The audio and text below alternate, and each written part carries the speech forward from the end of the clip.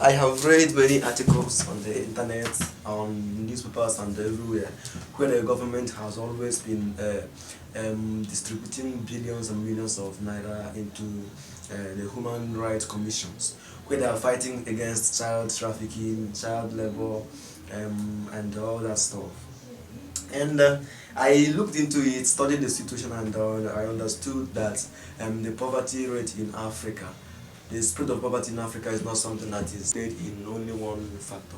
There are many things behind it, and then those things behind it are what are contributing to the problems we emphasize in the country.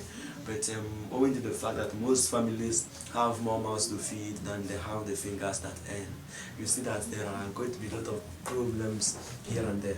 So most of the times they subjugate their children to working to earn a living even prematurely. You see that those things are not the way they should be, but because of the fact that it is already what it is, nobody could help the situation.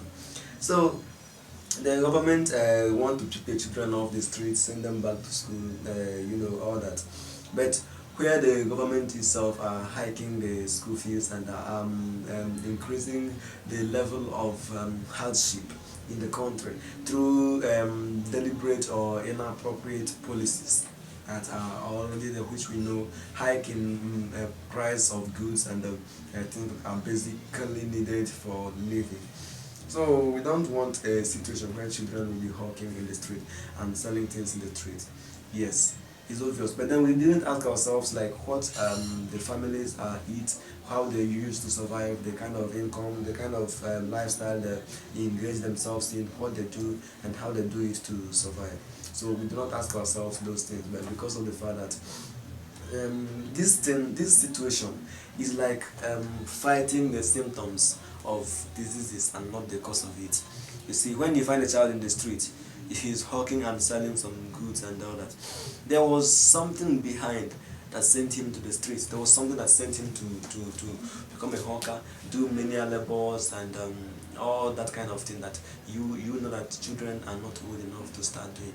So there was something which was lack of food, lack of shelter, lack of clothing, the basic needs of life, which is constant. It is repetitive. So because it is repetitive, the fact that you ate yesterday doesn't mean you will never go hungry again. The fact that you are dressed in clothes, nicely clothes, it will soon grow old. Your rents will soon expire. Most times the families they discover that the parents, this is not something that they themselves alone can handle. So because of it, they usually prefer wanting extra help. And when they look around and they couldn't find the extra help, they have no choice than to send their children who are already becoming old enough to start working for them. When they start working, the little support that each of them can bring, they put them together and then can solve the problems of the family. Then on the other hand also, you can find out that there are people who have made a business out of it. So when I'm speaking something, I know what I'm saying. They have made business out of it, subjecting the children who are under their care to different kind of lifestyle and menial level, which might even go against their wills. So when they have brought a child from another family, they came to live with them. They can make up an idea, find a source of income that the child should be working on. And when the child is working on it, whatever comes out of it will be going into their pocket. Imagine a situation where you have like 4 or 5 children whom you are guardians to.